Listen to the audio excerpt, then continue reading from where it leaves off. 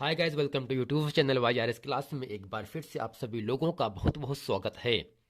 तो दोस्तों, Rajiv Prakashan unsolved paper set number 4 2020 824 NN code में दोस्तों खंड का के प्रश्न नंबर दोस्तों एक में 4 खंड हैं, का खा गा घा।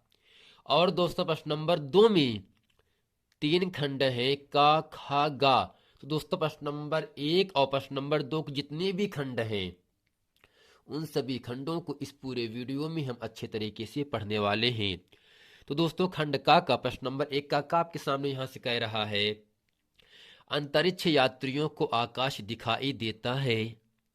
ऑप्शन पहला है काला, नीला, बैगनी, हरा।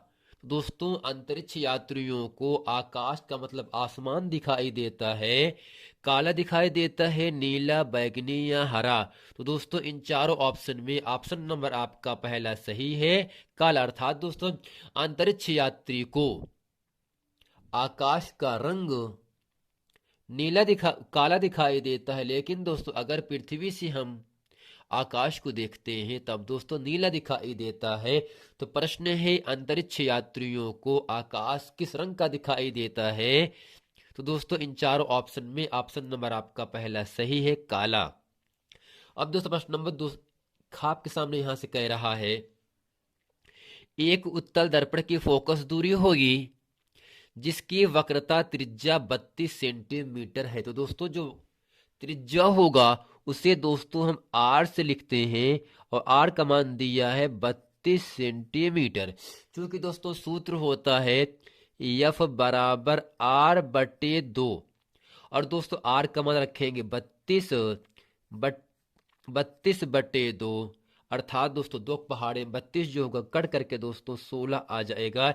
जैसा कि दोस्तों 16 इन चारों ऑप्शन में ऑप्शन नंबर आपका दोस्तों दूसरा सही है। अर्थात दोस्तों जब प्रश्न में उत्तल दर्पण की फोकस दूरी ज्ञात करना हो और त्रिज्या दिया हो तब दोस्तों त्रिज्या में 2 से भाग करने पर जो भी मान आता है वह आपका उत्तल दर्पण हो या अवतल दर्पण की फोकस दूरी प्राप्त हो जाता है।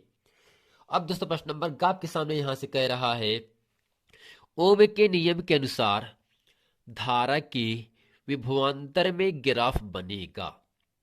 दोस्तों पहला ऑप्शन है एक सरल रेखा, दूसरा है वृत्त, तीसरा है टेढ़ी मेढ़ी रेखा, चौथा है उपर्युक्त में से कोई नहीं। तो दोस्तों ओम के नियम में अर्थात V बराबर आई आर में दोस्तों सूत्र क्या होता है? ओम का नियम V बराबर दोस्तों I इंटू आर होता है, जहां V आपका विभवांतर होता है, R दोस्तों क्या होगा? आपका धारा होगा। जबकि जबकि I दोस्तों धारा होता है, R क्या होगा? आपका प्रतिरोध होता है। अर्थात विभवांतर के अनुसार नियम में धारा के विभवांतर में ग्राफ दोस्तों कैसा होता है? एक सरल रेखा होगा, वृत्त होगा, टेढ़ी मेढ़ी रेखा होगा या उपरोक्त में से कोई नहीं। तो दोस्तों ओम के नियम में अर्थात V बराबर आई आर में धारा के विभवांतर में जो ग्राफ बनता है वह दोस्तों एक सरल रेखा में प्राप्त होता है, जो कि ऑप्शन नंबर आपका पहला सही है। अब दोस्तों प्रश्न नंबर घ के सामने यहां से कह रहा है, एक लघुपथित परिपथ में धारा का मान होता है। अर्थात दोस्तों जो आपका परिपथ होगा, जो आपका तार होगा जिनसे धारा प्रवाहित होती है, दोस्तों जो धारा प्रवाहित होती है वह इलेक्ट्रॉनों के माध्यम से प्रवाहित होता है। अर्थात दोस्तों अगर परिपथ आपका छोटा है, लघुपथित है, छोटा परिपथ, छोटा तार है, तो दोस्तों उसमें जो धारा का मान होता है ऑप्शन पहला है 0, दूसरा है न्यूनतम, तीसरा अधिकतम, चौथा है सदैव स्थिर। अर्थात दोस्तों लघुपथित परिपथ में जो धारा का मान होता है वह इन चारों ऑप्शन में ऑप्शन नंबर आपका दोस्तों तीसरा अर्थात अधिकतम होता है। अगर दोस्तों परिपथ बड़ा कर देंगे, लंबा कर देंगे, तब दोस्तों यहां पर जो धारा का मान होगा वह दोस्तों न्यूनतम हो जाएगा। अर्थात दोस्तों परिपथ की लंबाई कम करने पर धारा अधिकतम होती है, धारा बढ़ती है। परिपथ की लंबाई बढ़ा देने पर, ज्यादा करने पर धारा का मान न्यूनतम हो जाता है। अगर दोस्तों लघुपथित परिपथ है तो धारा का मान अधिकतम होगा। अगर दोस्तों लघुपथित नहीं दिया है विस्तृत दिया है, परिपत्तीय है, तो वहां पर दोस्तों धारा का मान क्या होगा आपका, न्यूनतम हो जाएगा। अब दोस्तों प्रश्न नंबर दूसरे का क में हम चले आते हैं और यहां से क्या कह रहा है, यदि मिट्टी का तेल, तारपीन का तेल तथा जल के अपवर्तनांक क्रमशः 1.44, 1.47 तथा 1.33 है, इनमें से प्रकाश की चाल किसमें सबसे अधिक होगी और क्यों। दोस्तों यहाँ पर तीन पदार्थ हैं, मिट्टी का तेल है, तारपीन का तेल है और दोस्तों जल का अपवर्तनांक, आपको तीन पदार्थों का अपवर्तनांक दिया गया है। तो हमसे को इतना ही पूछ रहा है, प्रकाश की चाल सबसे अधिक होगी इन तीनों पदार्थों में, किसमें प्रकाश की चाल सबसे अधिक होगी और क्यों अधिक होगी। दोस्तों हम आपको यह बताना चाहते हैं, जिस पदार्थ का अपवर्तनांक अधिक होगा, ज्यादा होगा, उसका वेग चाल अधिक होता है। अर्थात दोस्तों जिस भी पदार्थ का अपवर्तनांक सबसे ज्यादा होगा, सबसे अधिक होगा, उसका वेग या चाल अधिकतम होता है।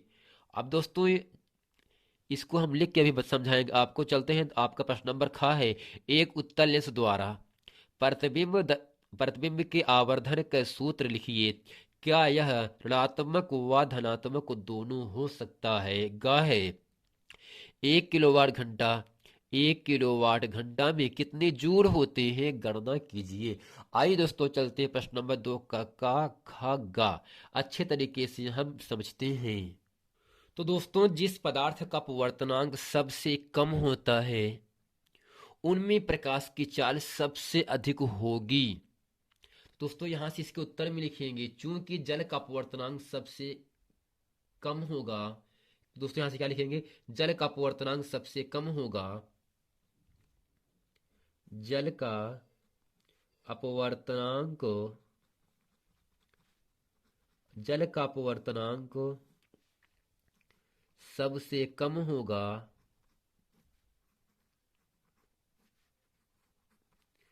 जल का अपवर्तनांक दोस्तों क्या होगा, सबसे कम होगा, क्योंकि क्योंकि जिसका अपवर्तनांक कम होता है, जिसका अपवर्तनांक, जिसका अपवर्तनांक कम होता है, जिसका अपवर्तनांक कम होता है, उसका वेग अधिक होता है, उसका वेग का मतलब दोस्तों चाल अधिक होता है। तो दोस्तों कहने का मतलब क्या हुआ, जिस पदार्थ का अपवर्तनांक सबसे कम होगा, उसमें प्रकाश की चाल सबसे अधिक होती है। तो दोस्तों आशा करते हैं प्रश्न नंबर 2 का इसे अच्छे तरीके से आप लोगों को समझ में आ गया होगा। अब दोस्तों चलते हैं प्रश्न नंबर ख के सामने। यहां से कहा जा रहा है, एक उत्तल लेंस द्वारा प्राप्त प्रतिबिंब के आवर्धन का सूत्र लिखिए, क्या यह ऋणात्मक व धनात्मक दोनों हो सकता है। दोस्तों इसके उत्तर में लिखेंगे, उत्तल लेंस का प्रतिबिंब के आवर्धन का सूत्र, उत्तल लेंस के, उत्तल लेंस के प्रतिबिंब के, प्रतिबिंब के आवर्धन का सूत्र, आवर्धन का सूत्र, दोस्तों सूत्र क्या होता है, यम बराबर -v/u। दोस्तों उत्तल लेंस के प्रतिबिंब के आवर्धन का दोस्तों सूत्र क्या होगा, यम बराबर -v/u। अर्थात दोस्तों जहां v क्या होगा, प्रतिबिंब की दूरी होता है, u दोस्तों क्या होगा आपका, v u क्या होगा, वस्तु की दूरी होता है। अब दोस्तों यहां से जो आपका यम है, यम दोस्तों होता है प्रतिबिंब का रेखी आवर्धन, जिसे यम से लिखा जाता है। अतः इसका रेखी आवर्धन ऋणात्मक होता है। दोस्तों नीचे क्या लिखेंगे, अतः अतः इसका रेखीय आवर्धन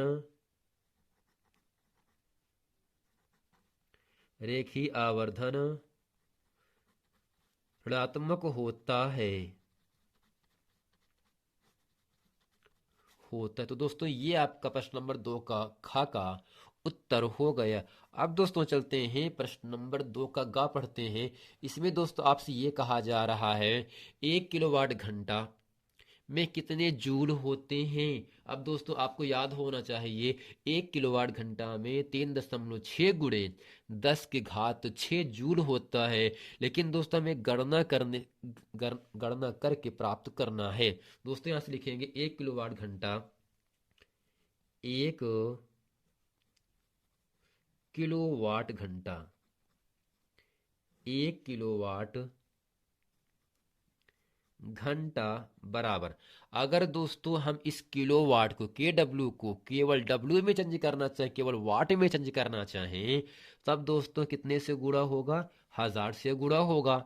लेकिन दोस्तों अगर इस H फॉर आवर होता है, आवर मीन्स घंटा होगा, अगर इस घंटे को हम सेकंड में चेंज करना चाहें, चूंकि दोस्तों 1 घंटे में 3600 सेकंड होता है, अर्थात दोस्तों यहां से लिखेंगे 3600 और दोस्तों यहां से लिख देंगे वाट सेकंड। तो यहां से लिखेंगे सेकंड वाट सेकंड दोस्तों हो गया ना।